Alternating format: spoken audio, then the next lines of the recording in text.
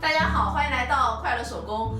我的视频播放的下方呢，经常有朋友把自己作品做好来跟我分享。我看大家伙儿都很喜欢用牛仔布做哈，确实牛仔布呢是特别适合做包。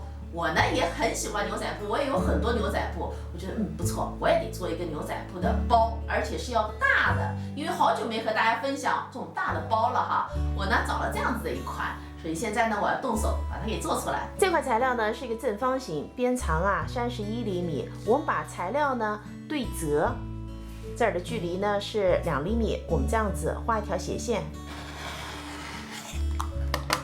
现在呢，我们把这3条边都折进1厘米，熨烫一下。然后咱们带口的这条边我们呢是需要折叠2次的。也是熨烫一下。这个呢是咱们前后片的材料，它的高度46厘米，宽度呢42厘米。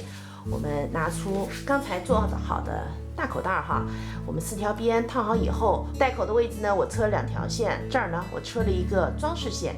我们把这口袋呢搁在中间，这边3条边的距离呢都是6厘米。我们呢也是同样的车上双线，我还要在后片的里子上呢做一个夹层口袋。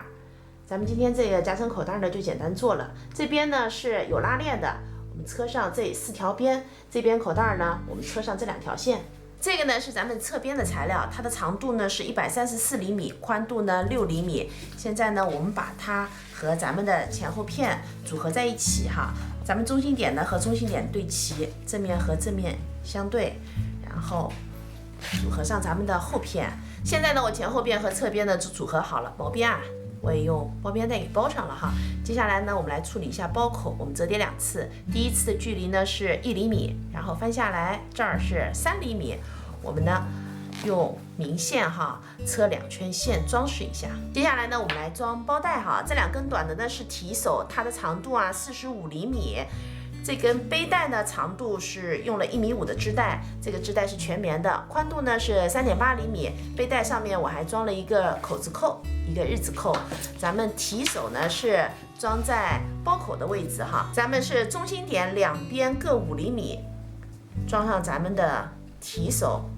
咱们用明线车一个框，然后中间一个十字架。背带呢车在2个侧边就可以了。朋友们，包做好了，我给背上了，是不是特别的大？中间呢，咱们还需要钉一颗摁扣像这个包，我那小缝纫机做，它这个厚度就过不去了，所以我在这儿呢还钉了2颗铆钉，因为里边放多东西的话，要稍微牢固一点咱们这个包的尺寸前后片是个正方形，做好以后是40厘米，包的厚度呢是5厘米。我这包没放什么东西，所以扁扁的。包的前面口袋非常大你看咱们这个教科书搁进去完全没有问题。这个包做好以后，我女儿看上了，马上就要背着用了。这期视频内容就是这些了，感谢您花宝贵的时间呢来看我的视频，记得呢帮忙点个赞，咱们下期再见。